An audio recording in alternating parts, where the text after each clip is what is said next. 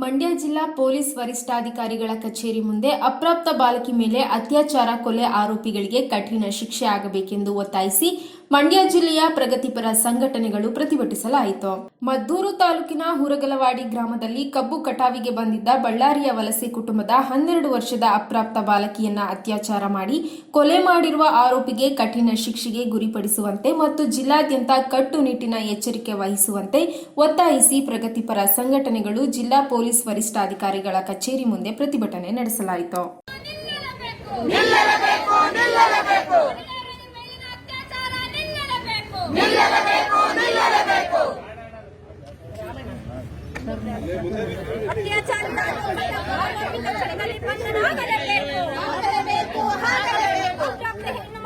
ಅತ್ಯಾಚಾರ ಮಾಡಿರುವ ಆರೋಪಿಗೆ ಕಠಿಣ ಶಿಕ್ಷೆ ಆಗಲೇಬೇಕು.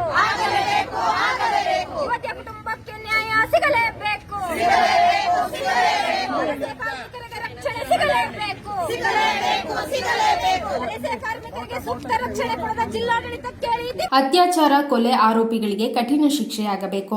ಕಬ್ಬು ಕಡಿಯಲು ವಲಸೆ ಕಾರ್ಮಿಕರನ್ನ ಕರೆತಂದು ಕಾರ್ಮಿಕರಿಗೆ ವಸತಿ ಮತ್ತು ಸೂಕ್ತ ಸೌಕರ್ಯಗಳನ್ನು ನೀಡದೆ ಹೆಣ್ಣು ಮಗುವಿನ ಜೀವಹಾನಿಯಾಗಿದ್ದಕ್ಕೆ ಎನ್ಎಸ್ಎಲ್ ಕೊಪ್ಪ ಶುಗರ್ಸ್ ಕಾರ್ಖಾನೆಯು ನೈತಿಕ ಹೊಣೆ ಹೊರಬೇಕು. ಪೊಲೀಸ್ ಇಲಾಖೆಯು ಕಾರ್ಖಾನೆ ಆಡಳಿತ ಮಂಡಳಿಯ ಮೇಲೆ ಕಾನೂನು ಕ್ರಮ ಜರುಗಿಸಬೇಕು.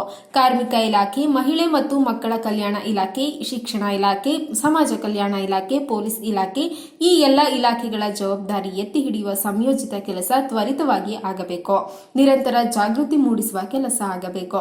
ಜಿಲ್ಲೆಯ ಪ್ರಗತಿಪರ ಸಂಘಟನೆಗಳ ಜೊತೆ ಜಿಲ್ಲಾಡಳಿತ ಸಭೆ ನಡೆಸಬೇಕು ಎಂದು ಪ್ರತಿಭಟನೆ ಮೂಲಕ ಒತ್ತಾಯಿಸಲಾಯಿತು. ಪ್ರತಿಭಟನೆಯಲ್ಲಿ ಪ್ರಗತಿಪರ ಸಂಘಟನೆಗಳ ಮುಖಂಡರು ಹಾಗೂ ಕಾರ್ಯಕರ್ತರು ಹಾಜರಿದ್ದರು.